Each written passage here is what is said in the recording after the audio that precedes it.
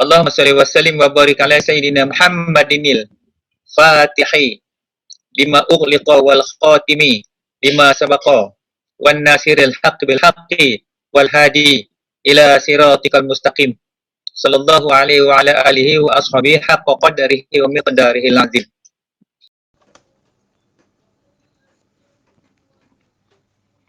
Bismillah, masyaallah, Allahu akbar. Alhamdulillahirabbil alamin.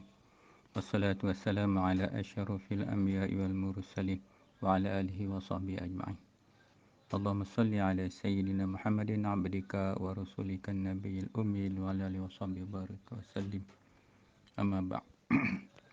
Alhamdulillah, syukur kehadrat Allah Subhanahu wa taala. Sekali lagi malam ini kita di program kuliah secara talian, dan kita lihat hari ini dah ramai dah merata dunia dah, orang muda dah masuk dalam cara terbaru, new normal. Jadi nak pergi masjid dah tak boleh, so masing-masing mula mengendalikan program-program sama ada YouTube dan sebagainya, ikut kepada kemahiran masing-masing. Dan Alhamdulillah, kita pun dah mula awal sejak daripada PKP kemarin sampai sekarang ni. Rasanya non-stop lagi. Kita macam program maraton sebenarnya ni. Kuliah ni kuliah maraton sebab nak kejarkan waktu PKP ni. Takut besok dah habis PKP, mungkin tak tahu lah boleh tak boleh lagi kita nak buat kuliah macam ni. Sekarang ni masing-masing boleh bagi fokus lagi. Lepas ni kita tak tahu lagi. Okey, baik. So jadi malam ni kita masih lagi tajuk yang saya akan sambung sedikit lagi dalam bahagian tentang dakwah ni sebagai satu medan, sebagai satu kerja Rasul, kerja para Nabi dan Rasul yang paling mulia atas muka bumi ni. So kita cuba bagi fokus sekejap pada malam ni. Selama hari ni kita fokus dekat kerja kita. Mungkin kita beranggapan kerja yang kita buat itulah paling mulia sekali. Jadi kita masih lagi kat situ. Sekarang ni kita tak salah, kita boleh continue dengan apa yang kita buat, asal benda tu jangan melangkaui batasan-batasan syarak. Tu kelebihan mengaji ilmu syarak ni, kita faham syarak tu duduk kat mana, ada taklifi wada'i dia tu, mana yang boleh, mana tak boleh, mana wajib, mana sunat, mana haram, mana makruh dan mana harus.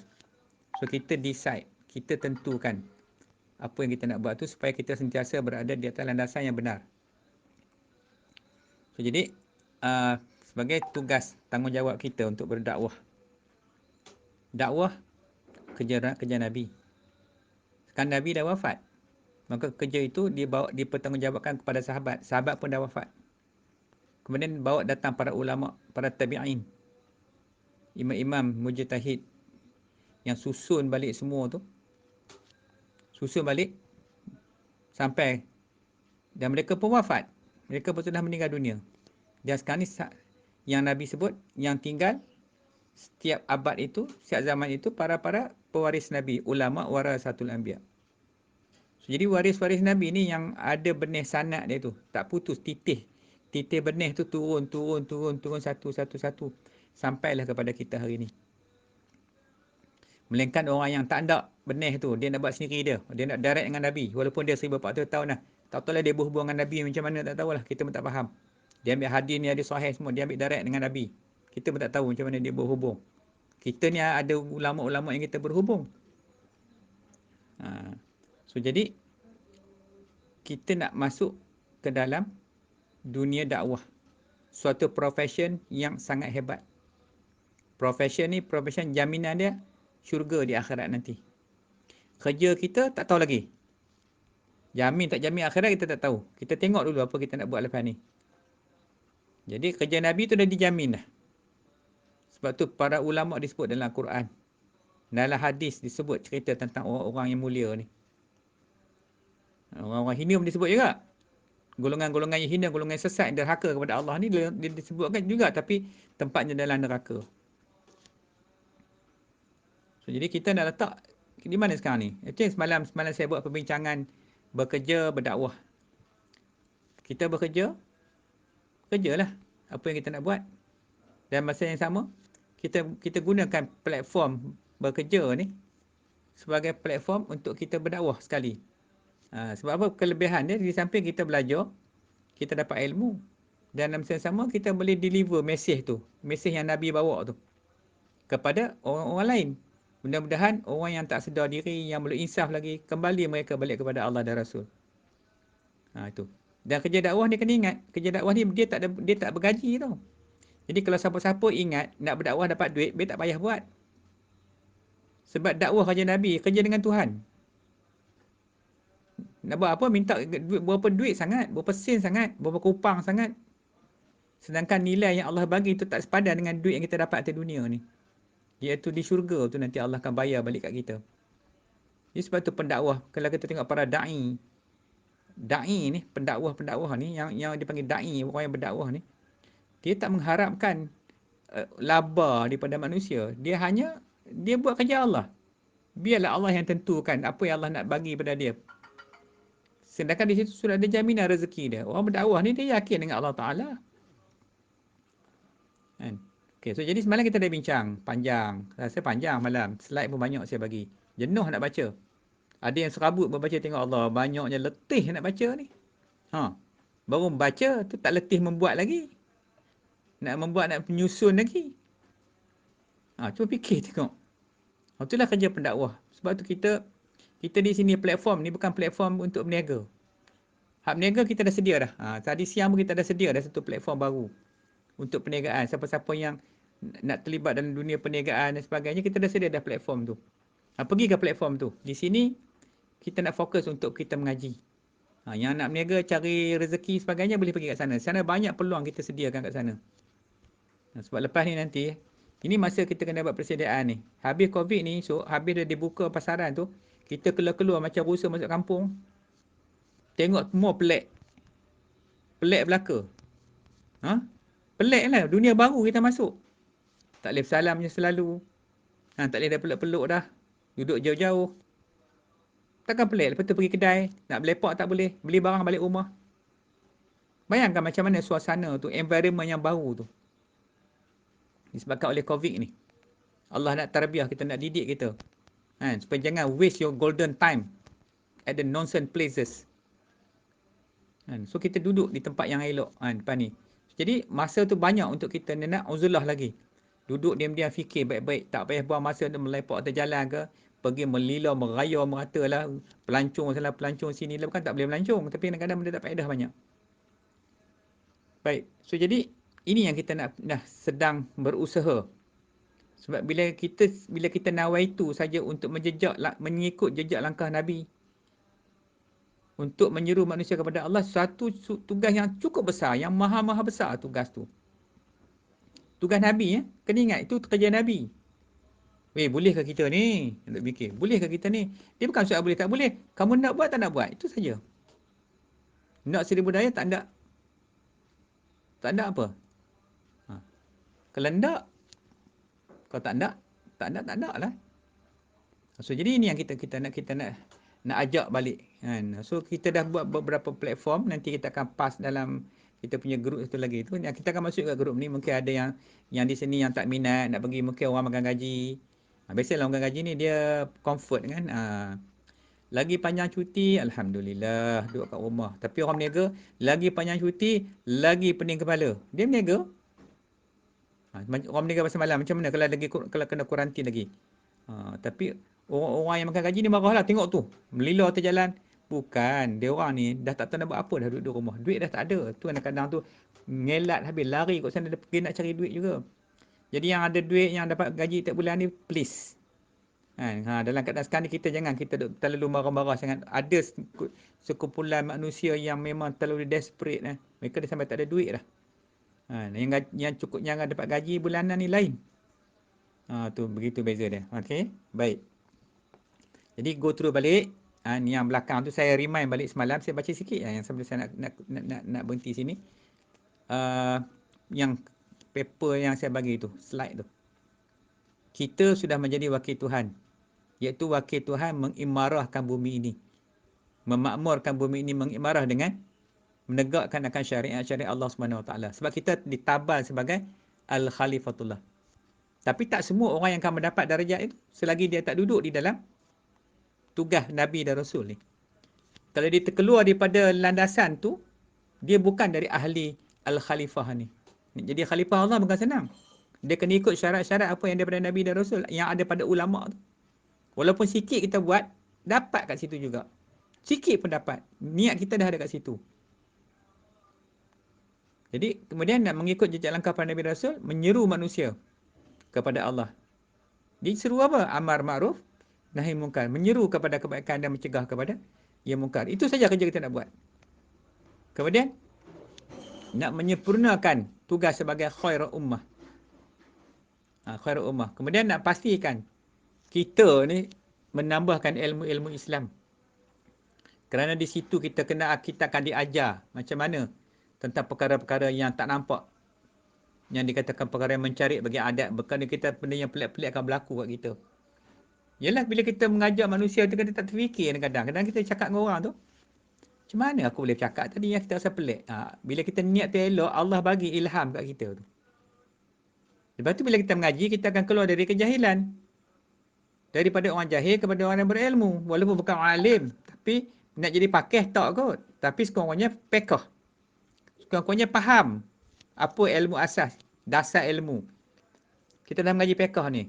Tahu hukum makan, nak cerita macam mana hukum taklifi, macam mana nak cerita hukum wadi'i, macam mana nanti. Kemudian kalau orang tanya pula dalam cerita tu tentang tauhid, macam mana pula ni bang? Abang minta maaf abang, saya memang tak kerti bang. Bodoh sungguh saya ni. Macam mana saya duk dengar orang kata Tuhan atas langit tu bang? Macam mana nak jawab tu Tuhan atas langit? Kan? Kata Tuhan tak duduk atas langit. Sebab Tuhan ni dia tak ada tempat. Kalau kita kata Tuhan duduk mana-mana pun tak boleh. Sebab mana-mana tu tempat. Tuhan kan ada tempat. Seperti disebut God exists without places. Jadi bila kita mengaji, kita boleh cerita kat dia macam ni. Sebenarnya macam ni, kejadian alam ni yang tempat tu baru. Muhdas dia panggil. Allah yang jadikan. Kan? Yang wajib wujud tu Allah. Allah tu sedia ada. Qidam tu, Tuhan bersifat dengan qidam. Dah sedia ada dah. Sejak azali lagi dah ada dah Tuhan tu. Jadi buat apa dia pergi duduk kat aras, kan duduk situ? Cuma maksud dia, penguasaan dia tu, kekuasaan dia meliputi aras tu. Mana semua yang dia dalam lingkungan aras tu, semua dalam kekuasaan Tuhan. Maksud bukan Tuhan duduk kat singgah sana atas kursi tu duduk lagu tu. Dia memanglah cerita macam tu, tapi nak menceritakan kekuasaan dia tu. Nanti kita ngaji tauhid, kita faham lah. Kalau ada lepas ni orang duk kutuk maki hamun Imam Abu Hasan Asy'ari tu memang ramai lah. Kalau puak-puak ni memang dia maki hamun lah. Dia kata apa? Asy'ari tu bukannya Nabi. Duk ikut dia buat apa? Tu ayat dia orang ni. Kemudian dia kata Imam Syafi'i tu siapa? Bukan Nabi pun. Tu suruh dia ikut. So ikut orang jahil ni. Hak sesat larat ni. Hak apa? Hak sesat larat ni. Ni banyak ni. Nanti kamu semua akan berdepan dengan orang macam ni nanti. Jadi okey. Jadi bila kita keluar pada jahil, kita ada ilmu. Kita dapat kawal diri kita. Dia orang nak ikut dia punya pasal lah. Kita peduli apa dengan dia orang. Okey, kita nakkan ilmu tu. So jadi dengan menambahkan amal soleh dan amalan, itulah modal kita untuk di akhirat. Seorang kita tarik masuk daripada sesat balik kepada beriman. Pahala dia masya-Allah. Tak boleh nak nilai terlalu besar pahala dia. Kalau seorang kita dapat ajak masuk Islam. Kalau 2 orang, kalau 3 orang, kalau 10 orang, bayangkan kerja dakwah ni. Pasal tu kerja dakwah ni sangat istimewa. Kita tak nak masuk, kita tak nampak di art tu. Seni tu kita tak nampak. Tapi bila kita duduk dalam bidang dakwah ni, baru kita nampak seni dia masya-Allah. Duduk dengan Allah, kita rasa tawakal dengan Allah. Ikut suka Tuhan lah mu. Nak bagi apa kat aku, bagilah. Aku takkan minta sebab aku tak layak nak minta kat mu. Jadi bila kita duduk dengan Allah, kita tahulah Allah tusun kita macam mana. Fitnah dengan cakap lah jadi pendakwah ni. Kena maki hamun tu biasa. Kena fitnah tu biasa. Kena pulau tu biasa. Ini pendakwah. So kita get ready benda-benda macam ni. So kita akan tambah amal soleh lagi. Kemudian kita berkorban harta. Nyawa kita. Okey. Ni semalam nasi ulang-ulang balik. Sebab syarat berkorban tu, rukunnya kesusahan, kesesaan, kepayahan, kena fitnah. Itu semua tu dah jadi tengok Nabi. Apa Nabi tak kena? Macam itulah kalau kita duduk dalam dunia dakwah ni. Macam-macam orang kata kita. Tapi itu semua sebagai asam garam orang berdakwah. Jadi kita faham gitu. So apa kita nak buat? Kita nak serah diri kita mutlak rohani jasmani kepada Allah SWT. So kita nak duduk kita di tempat mana? Tempat khairul ummah. Sekejap kita pergi kepada tentang apa dia akan dikatakan khairul ummah tu. Siapakah kita ni? So dalam dunia dakwah ni macam mana kita nak positionkan diri kita di situ kan? Baik, wallahu a'lam. Alhamdulillah. Okey, kita sekarang ni kita ke tentang siapakah yang dikatakan umat yang terbaik tu. Ini cara asas saja. Kita nak program malam ni cerita berkaitan dengan kehidupan kita. Macam mana daripada makanan halal. Ada kisah makanan halal. Makanan halal ni hebat tak hebat dia. Dia boleh mengubah pemikiran manusia, perasaan, jiwa, harta, akhlak manusia tu. Itu kehebatan makanan halal. Sebab tu Allah perintah, ya ayuhan nas kulu mimma fil ardi halalan tayyibah. Wala tattabi khutuwati syaitan innahu lakum adu mubin. Allah perintah, Allah suruh manusia ni makan. Allah kata, wahai manusia, makanlah apa saja di muka bumi yang halalan tayyibah. Sebab tayyibah tu adalah sifat kepada halal. Kena ada dua tu, sifat yang bersifat. Dan jangan kamu ikut langkah syaitan. Sungguh syaitan tu musuh kamu yang nyata. Sebab daripada makanan halal tu, dia membentuk darah daging. Daripada darah daging tu, dia akan membentuk keseluruhan perangai akhlak manusia tu sendiri. Tapi kalau dia makan yang haram, dia tak mungkin menjadi umat yang terbaik. Sebab darah daging tu haram, maka dia akan membawa diri dia tu kepada perkara-perkara yang haram dan perbuatan yang juga haram. Jadi ini pernah disebut oleh Profesor Hamka lah, yang masyhur. Saya dulu memang minat sangat dengan Profesor Hamka ni. Satu ketika dulu, masa budak-budak dulu, dah masa umur belas-belas tahun tu. Masa tu tak ada apa nak ikut. Follow lah, dengar tip dia tu. Sebab apa? Ada yang kuliah-kuliah yang menarik oleh Profesor Hamka ni. Dia asal orang Padang. Kalau pergi Padang Bukit Tinggi tu adalah makam dekat situ, tempat dia tu. Baik, jadi daripada makanan halal dan thayyibah itu melahirkan sifat-sifat al-khair. Sifat yang terbaik. Khair ni sifat yang terbaik. Apa dia? Iaitu umat yang terbaik. Sebab tu Tuhan sebut dalam Al-Quran, kuntum khairu ummatin ukhrijat linnasi ta'muruna bil ma'ruf wa tanhauna 'anil munkar wa tu'minuna billah. Ali Imran ayat 110. Jadi cerita macam mana menjadikan kuntum khairu ummah. Khairu ummah ni adalah umat yang terbaik. Kamu adalah umat yang terbaik. Dilahirkan untuk manusia. Dilahirkan untuk manusia. Ta'muruna bil ma'ruf. Menyuruh kepada yang ma'ruf. Ni orang ciri-ciri umat yang terbaik ni. Wa tanhauna 'anil munkar. Dan mencegah dari yang mungkar. Wa tu'minuna billah. Dan mereka ni beriman kepada Allah. Jadi orang yang duduk kategori umat terbaik ni, ciri-ciri dia adalah dia mengajak manusia kepada yang ma'ruf. Kemudian dia mencegah kepada yang mungkar. Dia tentang, tegah. Larang pergi masuk dalam majlis orang yang sesat. Orang yang buat salah. Ajar, didik, tarbiyah. Tengok macam mana para wali. Para wali ni kenapa jadi wali? Pasal mereka ni bekerja bagi pihak Allah. Dia mengimarahkan bumi ni. Menghidupkan bumi. Mereka mendakwah kepada manusia. Tapi kaedah mereka ni pelik-pelik. Kalau tengok sejarah Wali Songo di Indonesia tu sudahlah. Di sini pun ramai. Di Malaysia ni pun ramai yang saya bisa jumpa, yang kita kenal. Memang dia orang ni pelik-pelik. Tapi kerja dia semua jadi. So jadi, apa yang kita bincang, menjadikan kita ni orang peniaga, usahawan. Kita masih dalam tajuk usahawan sebab kita meniaga. Saya tak nak lari dari tajuk tu. Mungkin ada di antara anda yang bekerja dengan gaji pun okey. Ada yang nak berniaga, ada apa semua. Tapi tak apa. Yang penting sekarang ni, kita nak jadikan platform bisnes kita tu adalah platform untuk berdakwah. Itu kita namakan grup ni sebagai grup Tias tu. Taifah Imam Asy-Syafi'i. Sebab nak ambil nama yang terkenal, yang masyhur tu supaya kita teringat-ingat. Dia sebut Tias tu, kita ingat Imam Syafi'i. Siapa Imam Syafi'i? Ulama dalam mazhab fiqh yang kita ikut. Kalau mari pak-pak Wahabi nak marah kat kita tu, lantak kamu je lah. Pergi je lah, ikutlah mazhab kamu tu. Mazhab yang sesat tu. So kita kena firm benda ni. So bab macam ni, kalau orang tak mengaji, dia akan terus follow benda tu. Memanglah kalau masuk dalam tu susah nak keluar sebenarnya. Saya tengok orang Syiah macam dia sesat Syiah tu. Memang dahsyat. Nak keluar tak boleh dah. Cukup selesa dia nak keluar. Sebab kebanyakan ajaran-ajaran macam ni banyak benda-benda yang rumit-rumit. Bukan rumit, dia merumitkan benda tu. So kita tak ada. So kita nak ikut balik landasan yang benar. Sebab fitnah akhir zaman ni, inilah fitnah dia. Bila puak-puak yang jenis itu datang, duk ceramah macam-macam. Maki hamun orang. Mana ada akhlak puak-puak ni? Tengok dia mengatur orang. Dia sedap-sedap Tapi buka lah YouTube tu. Cari ustaz-ustaz yang duk ceramah. Ustaz-ustaz puak-puak Wahabi tu. Tengok dia ceramah apa dia cakap. Akhlak memang tak ada lah. Kerja dia mengutuk maki hamun. Kalau kata sebut Imam Mazhab ni, daripada Imam Syafi'i, Imam Abu Asy'ari, Imam Maturidi, Hanafi, Maliki, kemudian Imam Ghazali, itu semua menjadi mangsa kutukan-kutukan mereka ni. Hinanya maksudnya. Tapi dia belajar hadis tu dia ambil kat siapa pun kita tak tahu. Sedangkan jarak dengan Nabi dengan sekarang ni 1400 tahun lebih. Kalau bukan ulama tu yang bawa nak ambil kat siapa? Tu. So jadi itu bukan golongan-golongan orang yang terbaik. Umat terbaik dia berakhlak. Dia mengajak kepada ma'ruf. Dia tak menyanyi lagu bid'ah. Buat kuliah start dengan hadis bid'ah. Lepas tu dalam tu duk kita bid'ah. Cerita pasal bid'ah je.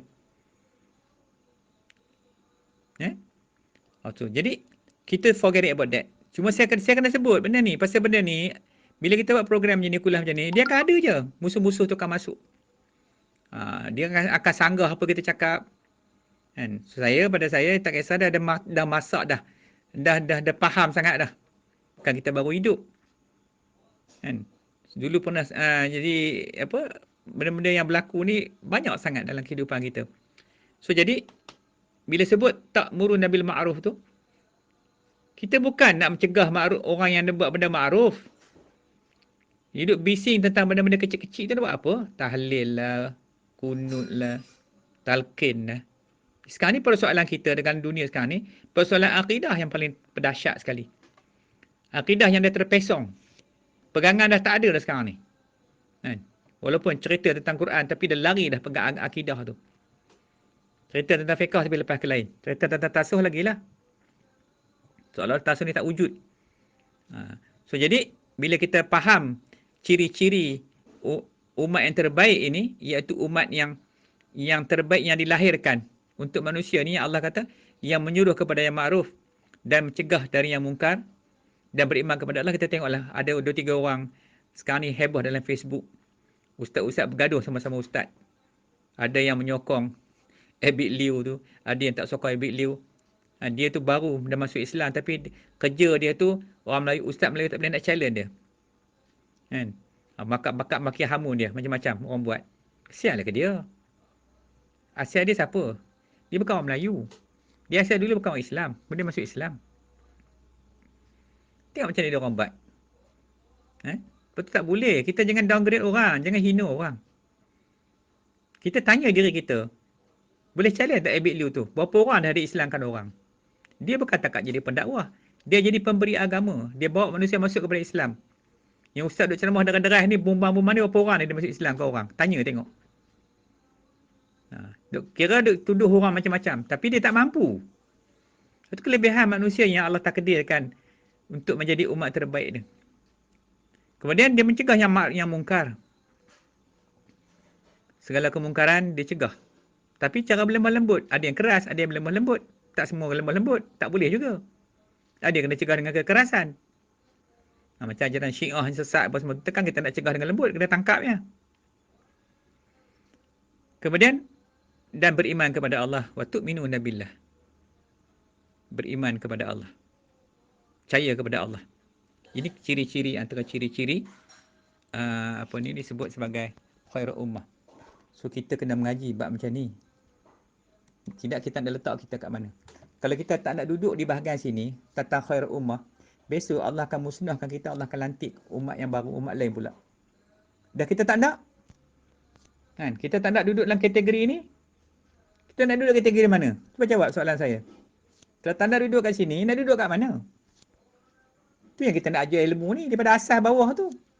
Dia ada pekahnya tauhid tasawuf supaya kita susun agama tu kat diri kita. Kita tegakkan agama tu, kita junjung agama tu. Mana kita meletakkan agama Allah, syarak tu. Baru kita boleh buat kerja, baru kita boleh hidup dengan bahagia atas muka bumi ni. Jadi kalau mati pun puas hati. Sebab apa? Kita dah buat dah, dah tunai dah hak-hak Allah. Kita ni banyak terhutang dengan Tuhan. Tuhan suruh kita jadi wakil dia atas muka bumi ni. Kita pergi jadi wakil syaitan. Kita pergi jadi wakil nafsu kita. Kita layan kerja dunia kita. Hari-hari siang malam cerita dunia. Seronok dengan COVID ni. COVID ni azab, kena ingat. Bukan benda main. Bukan suruh kita seronok. How to protect yourself. Ni lepas tu kita kena faham. Orang yang ahli dunia, dia peduli apa? Dia siang malam dia akan cerita tentang bisnes dia. Kita tak ada, saya tak ada. Lepas tu saya buat platform. Kuliah. So dalam grup ni kita, waktu ni kita bagi masa. Tak salah nak berniaga. Allah pun suruh, pergi batik barat lah kamu cari rezeki. Tapi, jangan nak cari rezeki itu, janganlah pula dengan benda-benda yang tak faedah, yang tak menguntungkan diri kita sendiri. Cari yang halal, yang terbaik. Tu jadi, ada waktu. So, kita susah waktu. Malam ngaji, kita ada ruang. Okay, siang kita nak duduk dalam platform apa. Okay, kita refer balik ke admin kita. Admin kita, dia orang ada pengalaman dari segi security, dari segi IT, untuk platform, nak buat e-book lah, nak buat business marketing, dah kita dah bagilah. Kita dah sedia dekat situ. So, jadi, ada tempat tu. Tapi kita buat situ berasas kepada 5 hukum tu. Jangan lari daripada benda yang wajib, sunat, harus, haram, makruh. Jangan lari. Mana perniagaan kita, pekerjaan kita mesti based on that particular thing. Taklifi tu dengan wadi'i. Tu. Tu. Jadi kadang-kadang ada manusia ni, kalau kita tak belajar tasawuf, bila kita faham ilmu fiqh ni, kita jadi sombong. Oh, akulah yang bijak. Tu jangan masuk pula tasawuf. Nak betul balik takut sombong tadi, nak buang sombong tadi. Supaya fiqh yang kita buat tu tadi, amalan kita buat tu tadi, berdasar kepada ihsan tu sendiri. Tu. Okey, kita sambung lagi sekejap lagi. Wallahu a'lam. Baik, alhamdulillah. Jadi kita sambung lagi sikit tentang umat yang terbaik ni. Jadi kalau tiba persoalan, siapa sebetulnya umat terbaik itu? Secara terang benderang. Istilah umat terbaik ni sebut dalam Quran kita baca tadi. Kamu adalah umat terbaik yang dilahirkan untuk manusia. Kerana apa? Kerana kamu menyuruh berbuat yang makruf dan mencegah dari yang mungkar dan beriman kepada Allah. So jadi dalam keadaan ini kita lihat bagaimana para mufassir, orang yang mentafsir ayat-ayat ni. Mereka ni sependapat bahawa dimasukkan dengan kamu di situ adalah kuntum tu adalah siapa? Adalah umat Islam. Yang dimasukkan di situ adalah umat Islam. Lalu pada lanjutan ayat itu dijelaskan kenapa dikategorikan sebagai umat yang terbaik. Tadi saya dah sebut. Kenapa sebut sebagai umat terbaik? Kerana mereka memikul tanggungjawab menyuruh kepada kebajikan sekaligus mencegah atas yang buruk. Maknanya mengajak manusia kepada yang makruf, yang baik. Ajak manusia. Maknanya kerja ni kerja dakwah. Cerita ni kerja pendakwah. Asal dia ajak manusia kepada Allah, itu nama dia pendakwah. Nama dia da'i. Asal dia ajak manusia kepada Allah, itu pendakwah. Itu kerja dia. Maknanya dia masuk dalam kumpulan tu dah. Dan bila dia mencegah kepada yang mungkar, itu nama dia pendakwah lah tu. Jangan pula tak beriman. Sebab syarat ni yang terakhir itu disebut tu'minuna billah, beriman. Mereka beriman dan beriman kepada Allah. Maknanya ciri-ciri orang yang umat terbaik ni, dia wajib dia beriman kepada Allah. Bukan dekat kepada Allah, malahan dengan dalam rukun iman yang 6 tu. Jadi kita simpulkan balik, umat yang terbaik ni dia kena ada iman pada dia, kena ada Islam, kena ada ihsan pada dia. Jadi dia memahami tentang fiqh, bagaimana melaksanakan hukum hakam dalam kehidupan ni. Menegakkan akan hukum-hukum syarak tu. Yang kita belajar lepas. Kemudian dia beriman kepada Allah. Dan kerja dia pula mengajak manusia. Dia tahu benda ni mungkar, tak boleh. Orang yang berzina tu haram. Riba tu haram. Arak tu haram, kena perang semua benda tu. Itu benda-benda haram, kena cegah. Yang makruf yang mana? Yang ajak manusia kepada semayang, kepada solat, kepada buat kebajikan. Itu benda-benda yang makruf. Tinggal benda-benda yang maksiat tu. Jadi, hakikat dia nak simpulkan, mencegah apa tau? Kufur dan maksiat. Yang kita disebut, yang selalu sebut kufur maksiat. Inilah benda dia. Nak mencegah kepada kufur maksiat, nak keluar daripada kufur maksiat, nak mengajak manusia keluar daripada kufur dan maksiat, nak duduk di atas apa? Rukun ihsan tu. Atas puji, iman dan taat. Mana kena duduk pada tempat iman dan taat, barulah disebutkan sebagai khairul ummah. Tu yang susah nak buat tu. Memang rumit benda ni. Tapi kalau kita tak nak pergi jadi ke situ, kita nak duduk di mana? Dia bukan ada tempat untuk kita atas muka bumi ni. Kamu pilih sebagai nak jadi umat khairul ummah, ini dia punya SOP dia. Kalau tak ada di situ, duduklah dengan syaitan tu, dengan Taghut. Dia senang, dua pilihan. Ikut Nabi atau ikut Taghut. Ustaz, saya ni meniaga-meniaga juga buat dakwah-dakwah juga Ustaz, meniaga-meniaga juga. Tak apalah, memang kita suruh buat kerja tu. Tapi jangan kamu over. Kalau saya berdakwah saja Ustaz, sebenarnya saya nak makan Ustaz. Saya ada pekerja kat Kelang lagi, nak bayar gaji budak-budak tu lagi, anak isteri lagi. Dah mula cerita panjang dah. Okey, tak apalah. Kalau kamu nak jadi orang ahli dunia, tafadhal. Silakan. Tak ada sebab nak larang. Sebab dalam agama ni la iqra'a fid din. Tak ada paksaan dalam agama ni. Cuma kita ni penyeru, mengajak. Bila kita menyeru kepada kebaikan, kita juga kena duduk dalam kebaikan. Kita dah jadi public figure dah. Orang akan perhati kita. Betul ke dia cakap ni? Tu jadi susah. Kena jaga semua. Kena jaga adab. Sebab tu orang kalau kata Syekh Abdul Qadir Jailani, kalau orang banyak ilmu banyak. Ceramah dengan cakap lah. Tampik maki hamun orang dalam kuliah. Tengok dalam YouTube tu. Bodoh kamu. Tu, penceramah hebat. Ada ke penceramah orang beriman macam tu ceramah? Tak ada. Cuba tengok orang alim ulama ceramah. Tengok Nabi. Ada Nabi bertempit. Gelak pun Nabi tak bagi. Tawa yang bukan-bukan Nabi tak bagi. Tambah bertempit. Sebab tu kata Syekh Abdul Qadir Jailani. Dia kata, kalau orang tu banyak ilmu sekalipun, kalau tidak beradab, dia lebih hina lagi daripada syaitan tu. Syaitan tu, jahat-jahat dia, memang dia ada ilmu. Pasal apa dia kena laknat? Sebab dia tak ada adab. Dia kurang ajar. Ilmu dia jangan calak.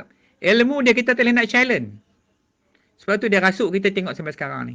Ni bulan puasa ni kita rasa lapang sikit. Rasa lega sikit. Tu pun dia pesan kat Qorin sebelah kita. Bang, kamu tolong ejah lah. Apa yang aku dah ajar 11 bulan tu. Brother tu. Kamu ejah kejap. Jangan lupa tau. Apa yang aku dah ajar kamu. Tu Qorin sebelah kiri kita tu. Tu duduk dengar kita mengaji malam ni. Dia dengar sekali ni. Kuliah ni dia pun dengar sekali. Oh. Dia kata ustaz tu nak ajar kamu semua ya. Jaga kamu. Tak apa. Dia kata ni. Tok guru aku tak apa. Lagi sebulan lagi habis puasa dia balik. Dia balik masa tu kamu tahulah. Sebab Iblis ni pakar. Dia tahu kelemahan manusia semua. Tu saya ada sebut pasal awal kemarin.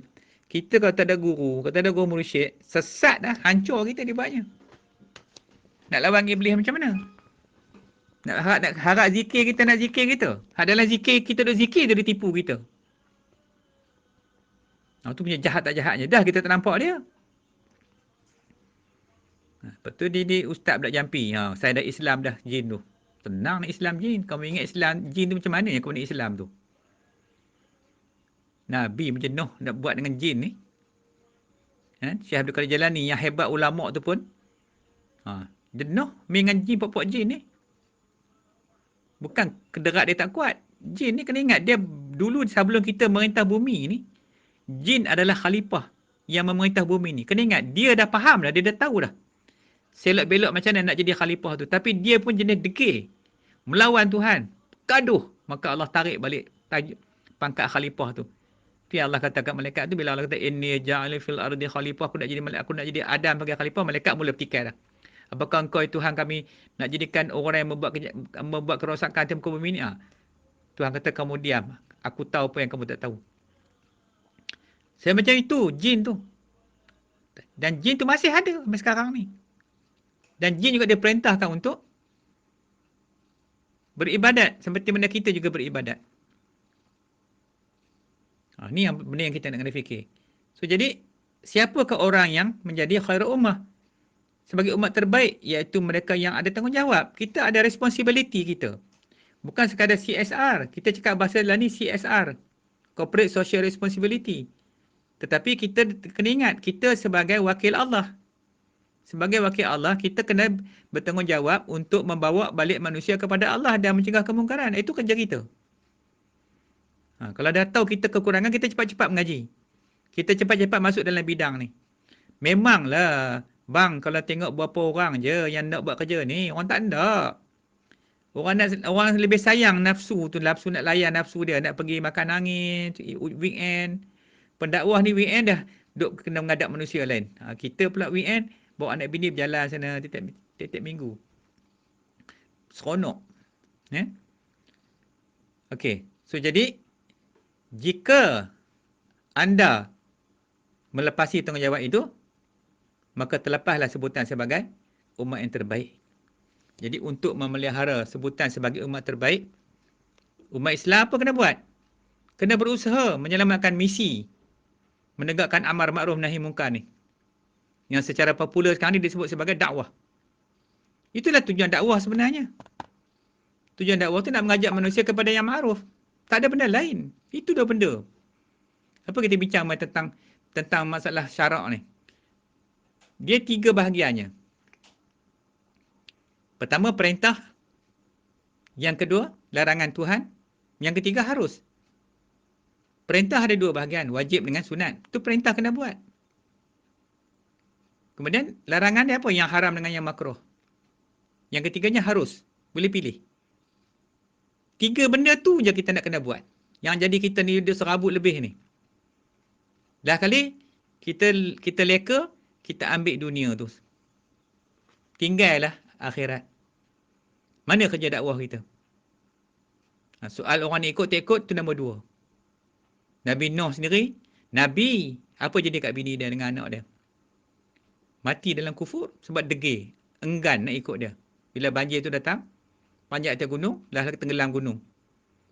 Itu jangan kira. Dakwah kena buat, hidayah hak Tuhan, bukan hak kita. Kita kena berusaha. Hidayah Tuhan yang bagi. Jadi bagaimana mewujudkannya diperlukan untuk diperangkat oleh pendukung yang secara dinamik untuk terus berkembang dakwah misi ni. So kita kena buat misi amar ma'ruf nahi munkar ni. Even dalam perniagaan yang kita wujudkan sekarang ni, platform-platform kita berniaga, kita akan kawal dari segi syarak supaya dia tak tergelincir daripada landasan syarak, supaya cara perniagaan kita ijab kabul macam mana. Kalau kita beli direct sekarang ni, boleh beli, aku beli barang bang, aku beli bawang ni, penjual cakap aku jual. Tapi kalau online macam mana? Dekat mana nak klik ijab kabul tu? Dekat mana nak klik ijab kabul tu? Orang kan dia peduli, dia kiam niaga je. Dia tak tanya pun. Dia janji, duit masuk dalam akaun, kamu transfer je duit. Tak ada yang akadnya. Patut dia telefon dah balik. Barang sampai saya beli barangnya. Yang ni pun saya jual barang. Jadi antara pembeli dengan penjual mana dulu? Penjual dulu kan pembeli dulu? Nak ijab dengan kabul tu. Susah juga no? Tak susah, kalau mengaji sini mudah. Yang susah ni dia tak faham.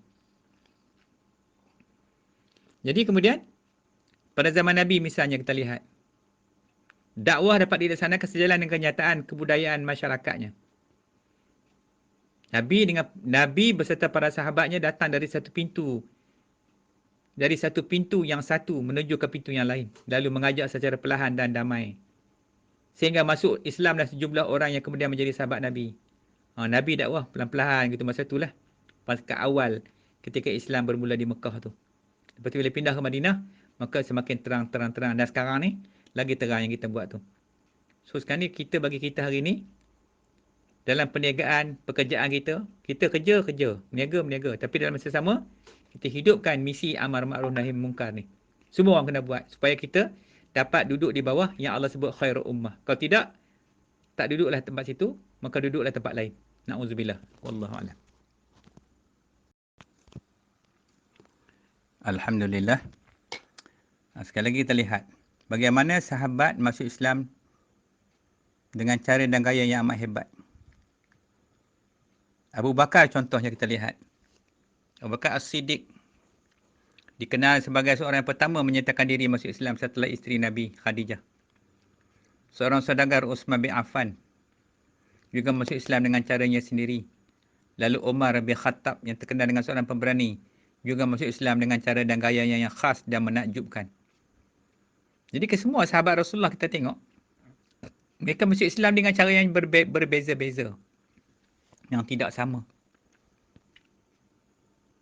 Itu kita nak kena kenang balik bagaimana sejarah para sahabat Nabi berada di dalam Islam. Kita pun kena kenang juga. Kita jadi orang Islam macam mana? Oh, kita untung, kita beranak-beranak Islam. Oh, itulah orang Melayu. Beranak-beranak dah Islam dah. Islam ni, syarat Islam apa? Kena solat. Habis masa kecil mana boleh solat? Masa bila jadi Islam masa kecil ya? Tetapi dilahirkan di dalam keluarga Islam, itu ya. Tapi bukan lahir dalam Islam dah. Sebab Islam bermula masa bila? Bila Islam tu bermula? Islam bermula bila mengucap dua kalimah syahadah. Ada orang kata daripada kecil dalam perut. Dalam perut tu belum lagi. Dalam perut tu baru dia masuk dalam perut tu tak tahu apa nak jadi lagi. Ini cerita dia. Ini kes simple-simple. So, jadi kita kena tanya kita. Macam mana kita menjadi orang mukmin? Jadi orang beriman kepada Allah. Rukun iman pun tak khatam lagi. Tetapi kita mengaku kita orang mukmin dah. Suruh baca rukun iman pun tak lepas lagi. Mukmin kat mana duduk mukmin? Kalau kata orang Muslim, taklifi wada'i pun tak habis mengaji lagi ni. Nak kata orang Muslim ni. Jadi inilah keadaan kita tu. Itu yang kita nak belajar supaya kita boleh faham. Baik, ini saya bawa kisah sejarah Islam masuk sedikit nak pergi faham. Nanti kita nak sambung ni kerja dia orang ni. So Islam masuk Nusantara ni dibawa oleh orang-orang yang terbaik pada zaman tu. Lebih kurang dalam 1000 tahun sudah. Oleh para wali yang tokoh terkenal dalam sejarah disebut Al-Khumari. Abdullah Al-Khumari Al-Yamani. Sejarah di Kedah tu asal dia.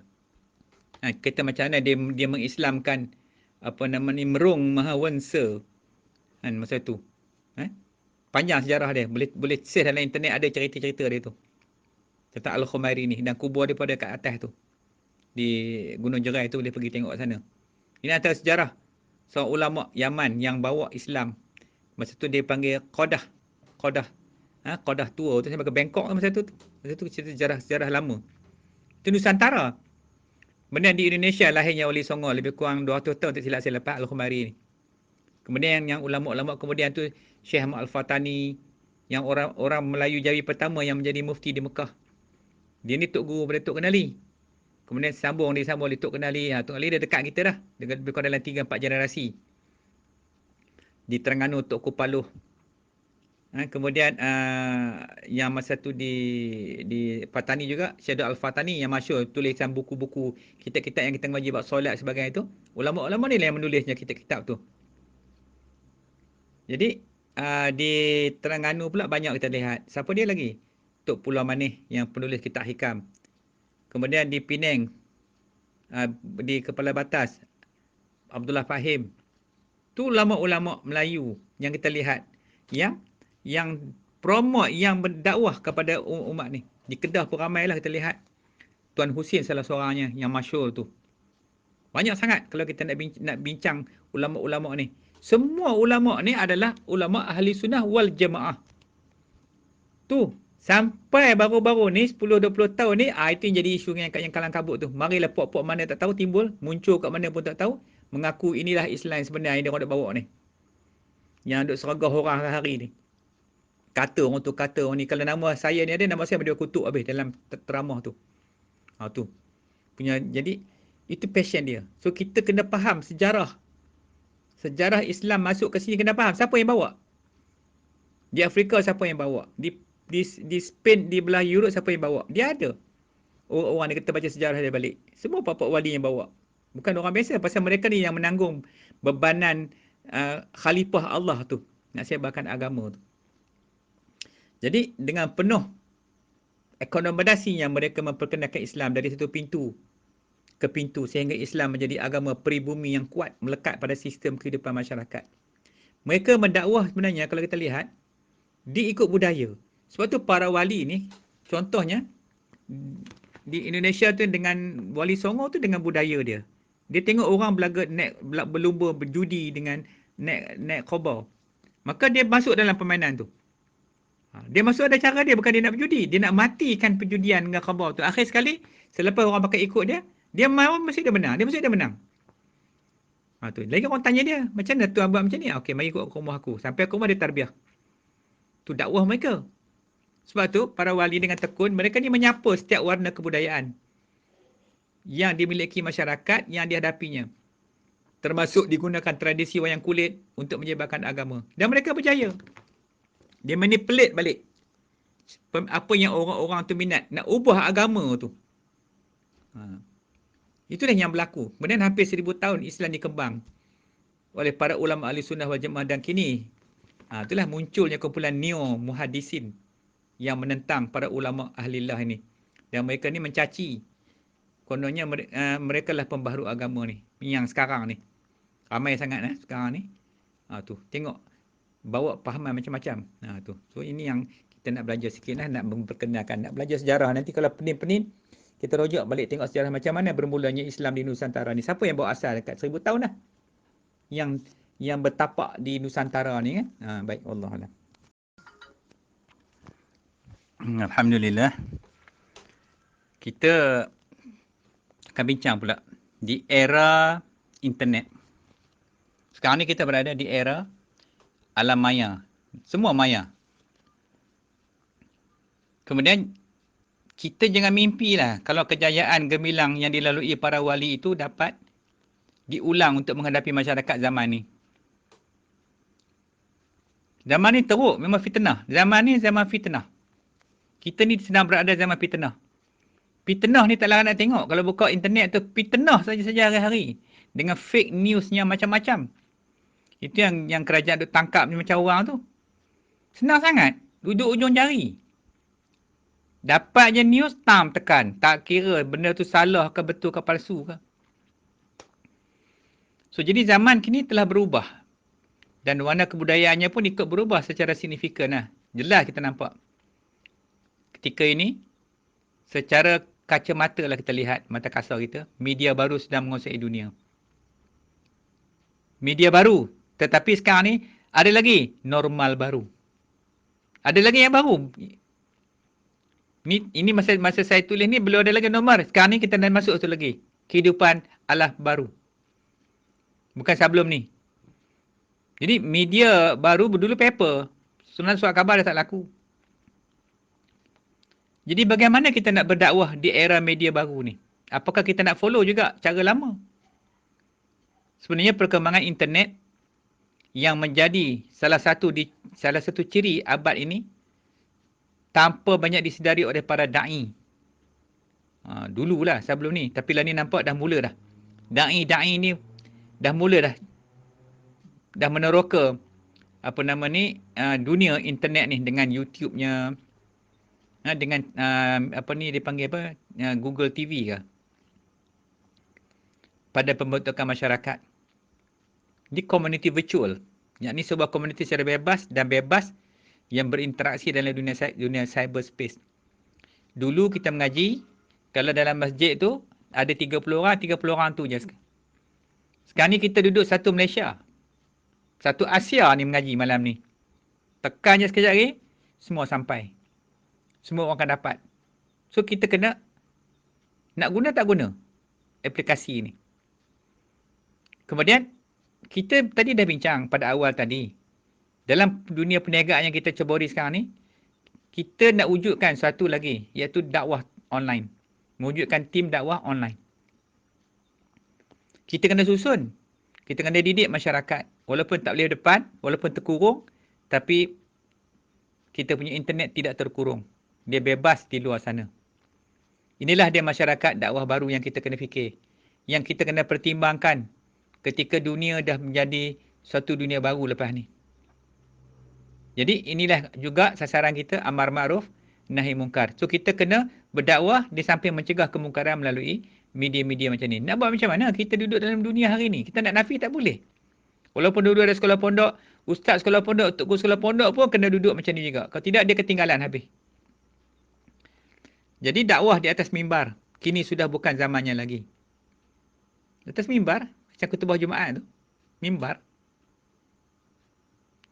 Jadi zaman dah berubah. Bahkan media sosial hari ini, kita tengok sudah menjadi pilihannya. Siapa saja. Kerana itu penting untuk kita mula merancang bagaimana menjadi khair ummah yang tetap wujud di era media yang bergerak fantas ini. Kita ni yang kita dah sebut tadi khairul ummah. Macam mana kita nak duduk dalam menjadi umat terbaik? Macam mana nak dakwah kepada orang? Adakah cukup dengan sekadar jual produk kita? Orang beli? Itu saja? Itu saya cuba susun dalam grup yang TIAS ni. Gerak TIAS ni supaya dia ada aktiviti dalam tu. Jadi kita akan duduk sebagai satu taifah. Kenapa nama taifah? Taifah ni dia macam komuniti kecil lah, komuniti.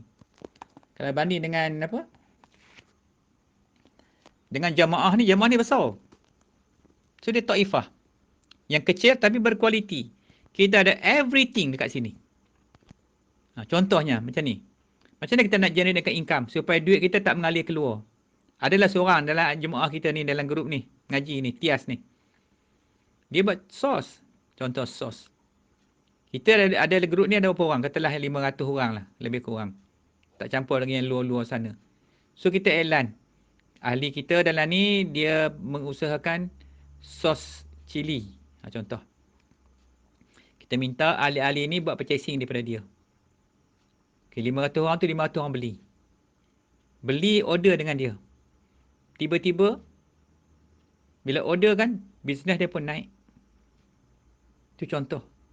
Sekali beli lah. Takkan beli sebotol nak post. Beli 2 botol. Maknanya dia dah dapat sale 1000. Kita bantu kehidupan dia. Dalam keadaan dia tengah nazak susah ni, era-era ni, kita tolong dia pula. Mungkin lepas tu ada pula kawan kita lain. Yang jual benda lain pula. Yang ada yang kita kena beli dekat supermarket. Tapi tak beli supermarket. Kita semua main online. So kita createkan produk ni dalam grup kita sendiri. Semua barang-barang keperluan seharian, siapa nak buat? Pakat buat lah, siapa yang mampu buat. Tak mampu buat, okey, duduk dalam grup perniagaan tu, yang kita letak platform tu. Kita dah ada platform untuk sale. Dah ada siap dengan payment gateway, complete. Nak buat payment gateway tu bukan sikit duit, RM10,000 nak buat payment gateway tu, kalau ikut RM15,000 senang-senang ya. Dah ada siap dah. Masuk je barang dalam tu. Ni cara kita nak bantu. Jadi maknanya, 500 orang tak banyak, tapi kalau seorang beli 2 botol, jadi 1000. Duit tu tak pusing ke mana. Lepas tu dia masuk pula infak untuk bawah masjid punya masjid fund. Bagi tahu masjid mana dia nak funding duit tu. Dia ambil lah 2% ke daripada profit dia, pergi ke masjid duit tu. Itu cara kita cuba buat dalam konsep macam ni. Ini nak bantu masyarakat. So kita wujudkan taifah ni, tujuan ni nak duduk bersama-sama dalam semua aktiviti. Ada masalah apa, kita beritahu. Macam mana kita nak bantu. Lepas ni nanti insyaAllah kita akan buat satu lagi, dia panggil crowdfunding. Crowdfunding dia lagi besar. Dia unlimited amount. And unlimited time untuk repayment balik. Semua dah ada platform tu, dah sedia dah. Dah ready dah, tunggu launching, insyaAllah dia kita akan on. So jadi siapa yang terlibat dalam ni, kita akan bagi priority, keutamaan lah. Pasal apa? Orang lain pun boleh juga. Kita tak tolak orang lain. Cuma kita nakkan orang tu dia mengaji agama. Dia faham nanti. Bila kita bantu tu dia mengaji. Lama kita ajak orang lain. Kamu nak masuk dalam grup nak berniaga, boleh kena ngaji dulu. Kita pujuk dengan kawan kita, masuk ngaji dulu. Nanti besok kita tengok apa yang kamu boleh buat. Sebab kamu ahli dalam grup ni. Kita tolong ahli kita dulu. Yang nak mengaji ni. Saya lebih kita prefer yang mengaji dulu. Lepas tu kemudian baru yang lain-lain. Baik, kemudian daripada situlah yang kita nak melahirkan khairul ummah dalam era maya ni yang ada hari ni, yang tak boleh dinafikan. Kamu suka atau kamu tak suka, you have to face it. Kamu kena berhadapan dengan suasana yang macam ini. So jadi saya dah lama dah buat benda macam ni. Kita nampak dah benda ni. Satu masa nanti kita kena pergi ke sini juga. Bukan tak boleh kuliah yang macam duduk pergi ramai-ramai kat masjid tu. Dari masjid tak boleh pergi. Tapi macam mana pun, tetap aulanya. Keutamaan tetap kena talaki juga. Cuma sesekali kita jumpalah. Kita pergi jumpa ramai-ramai, jumpa macam mana kita sesekali ngaji cara ramai-ramai, kenal, suruh berkenal, suai kenal. Ini cara online. Dan saya pun tak kenal siapa yang duduk dalam grup ni. Adalah yang kenal. Tapi ramai yang tak kenal. Nombor tu tengok tak tahu, kita tak tahu nombor tu. Yang hantar mesej lah, ustaz, saya ni dia nak murid ustaz lah gitu. Ustaz ni mengaji kat mana lah. Siapa tok guru ustaz lah. Macam-macam orang tanya saya kan. Tak apa, nanti kita ta'aruf lepas ni nanti. Baik. Jadi hari ni tangan menggantikan lidah. Di era internet. Lidah tak cakap dah. Lidah dah tak cakap dah sekarang ni. Tangan cakap. Maki hama orang pun tangan dia. Tengok dalam Facebook, dia maki hama orang macam mana. Cukup hebat. Lepas tu tulis ayat Quran pula. Hari lain tulis ayat Quran, hari ni maki Amun. Copy lah ayat Quran tu, tentang mana dalam Quran banyak internet, cedok. Tulis. Agak-agak kena tempat tidur orang tu, dia nak musuh dia, tulis. Itu bukan dakwah nama dia. Eh? Jadi tangan mengetikkan lidah di era internet. Justru bentuk dakwah juga sudah berubah dengan ketara sekali dan cabarannya juga sangat besar sekali. Tetapi cabaran online ni sangat besar. Siapa-siapa pun boleh bercakap. Siapa-siapa pun boleh bercakap. Tak kenal orang dia cakap. Syaitan pun boleh cakap, duduk dengan kita enggak kenal. Itu bahaya dia. Challenge is too big. Jadi maknanya kena hati-hati. So kita kena be very very careful. Must take all the precaution. Kena ada semua benda tu. Langkah-langkah keselamatan. Kena buat istikharah malam-malam. Ada masa buat istikharah. Tanya Tuhan, ya Allah, bolehkah aku mengaji dengan ustaz ni? Ya Allah, Tuanku, takut sesat pula sekarang. Ni cerita pelik-pelik ni pula. Ada iman Islam Ihsan pula. Tak pernah dengar pula iman Islam Ihsan dulu ni. Tiba-tiba muncul pula ni, betul kan ni? Buatlah solat hajat. Buat solat hajat atau buat solat istikharah. Minta petunjuk. Boleh tak boleh? Kan susah pun. Tanya Tuhan sendiri. Kalau Tuhan tak bagi, tak usah ngaji. Kalau Tuhan suruh mengaji, mengajilah. Macam tu. So kita ada kaedah dia. Okey, kita habis sini dulu. Wallahualam.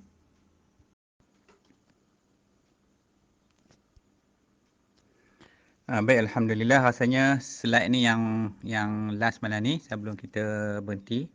Dah lewat dah. Baik. So kita pergi kepada tajuk satu lagi, bala dan musibah.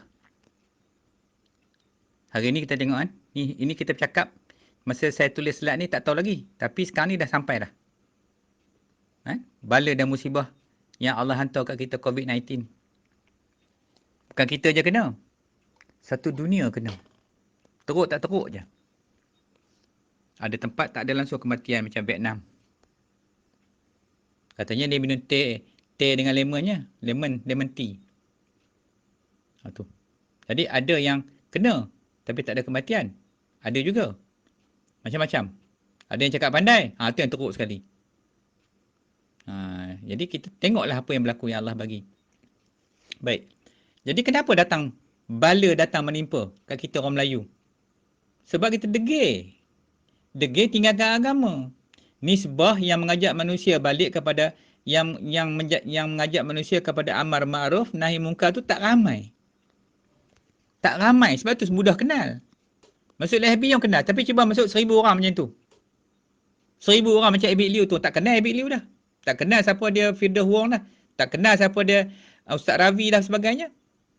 Tapi sebab yang mengajak ni tak ramai, maka mudah dikenali. Senang sangat ingat. Boleh hafal nama penceramah. Tu. So jadi bila tak ramai, menunjukkan bahawasanya yang terlibat dalam dunia dakwah ni tak ramai. Yang lain buat apa? Yang orang lain buat apa? Orang Melayu lain buat apa? Orang Islam lain buat apa? Tinggalkan dakwah. Kita tak peduli buat dakwah dah. Kita tinggal apa? Ini kerja kita. Aku mengaji dulu business study. Mana nak boleh buat dakwah ni? Nak tak? Kita dah pisah dah. Kita dah hasil dah. Pengajian kita tu. Dengan dakwah kita dah hasil dah. Ada split dah. Maknanya kerja kita buat tu bukan kerja ibadat. Pasal kita tak masuk agama kat situ. Kita kira dunia je. Pasal kita menjadi engineer. Sepatutnya engineer yang beriman kepada Allah. Di samping dia engineer, dia juga berdakwah kepada Allah. Mengajak staff dia. Buat tazkirah ke pagi ke apa ke. Dia tak tinggal agama kat situ. Macam itu baru betul. Jadi maka gelaran yang Allah bagi tadi umat terbaik, Allah tarik balik. Bukan sekadar tarik balik. Tapi hari ni, umat Muslim dah jadi macam buih dah yang Nabi sebut tu. Bukan ombak. Bila jadi buih bukan ada kekuatan. Buih tu datang sekali dengan ombak. Bila ombak tu pun sampai landai berhenti, buih tu pun hilang. Kita nak jadi ombak. Kita nak orang yang jadi khairul ummah ni ombak. Mana ombak ni boleh jadi tsunami. Dia boleh hentak kau-kau punya dekat dinding-dinding sampai boleh menghancurkan manusia tu. Macam mana zaman sahabat Nabi tu. Dan akhir sekali lah ni, dan balanya Allah hantar orang-orang kufar dan fasik menjadi penjaga Melayu. Sebelum ni. Dan lah ni alhamdulillah lah kita tengok. Ada dah balik dah. Tu pun tak tahu sampai bila boleh bertahan. Mengingat politik ni. So bila jadi macam itu, orang Melayu kelupa lah. mengelupalah kepanasan. Salahkan politik dan sebagainya. Berebut siapa nak jadi Perdana Menteri. Walhal Melayu dihina kenapa? Bukan pasal bergaduh politik. Sebab tinggalkan agama tadi. Sebab tinggalkan kerja amar ma'ruf nahi mungkar. Situ yang Allah sebut sebagai khairul ummah. Ciri-ciri sifat-sifat khairul ummah itu adalah mengajak manusia kepada yang ma'ruf dan mencegah kepada yang mungkar serta beriman kepada Allah. Ini ciri yang tak ada dah. Dah terlopong. Mungkin kita juga termasuk dalam kumpulan ini. Begitu. So, jadi, kita nak kena isi balik tempat tu. Nak isi kena mengaji. Kena ada ilmu. Kemudian, siapa yang penjaga umat muslim sekarang ni? Siapa yang jaga kita? Khalifah dah tak ada dah. Khalifah Utsmaniyah dah habis dah. Hancur habis dah. Dia hancur oleh Kamal Atatürk. Sekarang ni tak ada pemimpin, tak ada khalifah. Bila tak ada khalifah, kita jadi buih. Memang dia lanyak lah. Saya tengok ada satu hadis, saya pun lupa dah dan tertengok sekali. Yang Nabi sebut dalam tu orang yang mata sepet yang akan mengkeroyok orang Islam ni. Tu Pak Cha tu duduk tunggu dah tu. Yang boleh datang dah tengok. Masuk dah habis wilayah-wilayah Malaysia, dia dah masuk dengan kapal perang dia masuk sekali dah. Makin berani dah. Tu kena ingat bila ada kuasa. Tu kita tanya balik. Kalau takdirkan jadi perang macam tu, mampukah kita berperang dengan dia ni? Dengan keadaan sekarang ni. Nak cari senjata kat mana? Nak cari tudung muka pun kena import dari China. Nak perang dengan China macam mana? Mampu ke? Tapi kena ingat, orang Islam ada satu kekuatan yang Allah sebut dalam surah Al-Anfal tu, wa a'idul lahum mastata'tum min quwwah. Dan Allah perintah suruh siap sediakan daripada tentera berkuda dan dengan segala kekuatan. Kekuatan tu tak boleh nak challenge. Datalah apa benda pun. Tu kekuatan tu yang ulama-ulama duk tafsir dia kata apa? Kekuatan tu yang dibangsakan kepada kekuatan iman, Islam dan ihsan tu. Tu yang kita nak mengaji ni. Sebab situ dia lahir kekuatan bukan buih. Tapi ombak. Pasal ombak ni kekuatan dia boleh menghancurkan orang manusia, orang yang kufur ni. Kalau dia tak kedirkan akhir zaman ni perang, kita nak perang dengan apa sekarang ni? Kamu dah belajar ilmu silat? Silat tak pakai ustaz zaman sekarang ni. Orang main senjata, main bom je. Main apa? Peluru pandu je. Oh macam tu kan. Itu pun kita dah sedia belum? Tak juga. Habis apa yang kita sedia? Tak ada apa benda kita buat. Tapi kita jangan lupa kekuatan kerohanian ni, walaupun tak nampak, tapi kehebatan dia lain. Tu. Tak apa, kita cerita kemudian. Nanti kita cerita bahagian bab jihad dalam Islam pula. Macam mana, apa tanggungjawab kita, responsibility kita terhadap agama kita. Nak jaga agama kena ada semua tu. Kena ambil balik kaedah tapak Nabi susun, tapak asal tu. Dengan masa ketika lepas perang Badar tu macam mana yang Nabi susun. Tapak asal tu kena ambil balik. Pasal itu sunnah. Yang tu saya cerita kemudian. Jadi, hari ni kenapa Melayu yang mengaku Islam tinggalkan dakwah? Okey, tak usah tanya orang lah. Tanya kita malam ni yang mengaji ni. Ada yang menjawab, Ustaz, itu kerja pendakwah Ustaz. Ustaz dan Ustazah. Kami ni bukan. Saya ni engineer Ustaz. Saya ni buat marketing. Manalah nak reti, nak cakap macam Ustaz tu. Tu jawapan dia. Tapi tadi kita dah sebut. Kamu nak duduk di mana? Nak duduk sebagai khairul ummah ataupun tak nak? Bukan soal kamu tak ustaz ke, saya ustaz ke, kamu pun engineer ke, apa benda ke. Sekarang ni yang kita nak tanya, kita nak duduk di mana? Where is your position now? Where you position yourself now? So, jadi kalau tak duduk di situ, apakah pula kerja kamu? Kumpul duit dah reta, pasal nak layan nafsu. Kereta, bel fire, bayar tak habis tu. Orang pinjam pula, hancur habis. Kereta dunia ni tak ada yang bahagianya. Beli kereta pun pening kepala nak bayar kereta. Beli rumah besar pun pening kepala. Semua tu nafsu-nafsi saja. Jadi, bukanlah kamu ni khairul ummah. Kamu ni kerja melayan nafsu je lah. Kalau ramailah manusia macam ni, jangan heran kalau bangsa kita ni binasa. Bukan sebab masalah politik. Sebab masalah tak ikut Nabi.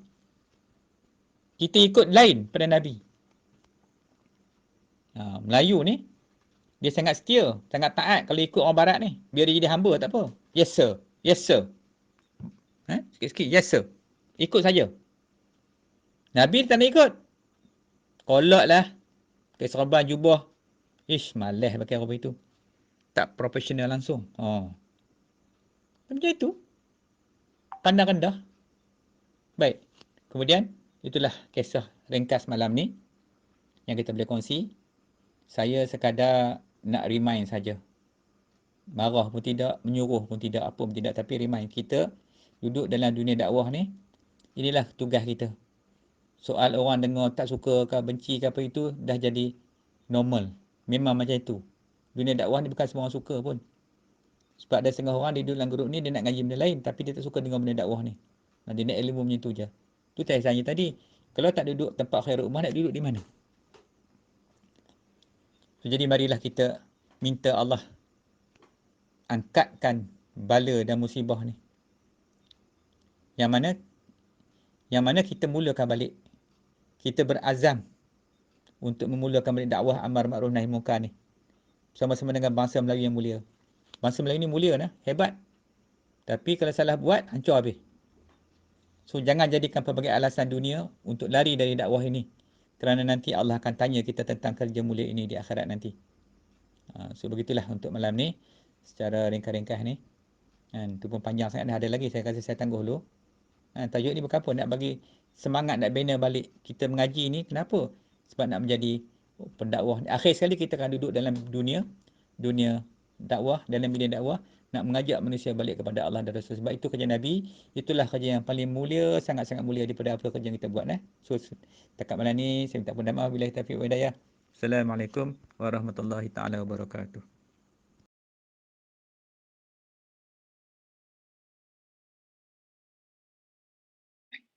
Allahumma salli wa sallim wa barik ala sayyidina Muhammadinil Fatihi lima ughliqa wal khatimi lima sabaqa wan nasiril haqq bil haqqi wal hadi ila siratikal mustaqim sallallahu alaihi wa ala alihi wa ashabihi haqqa qadarihi wa miqdarihi al-azim.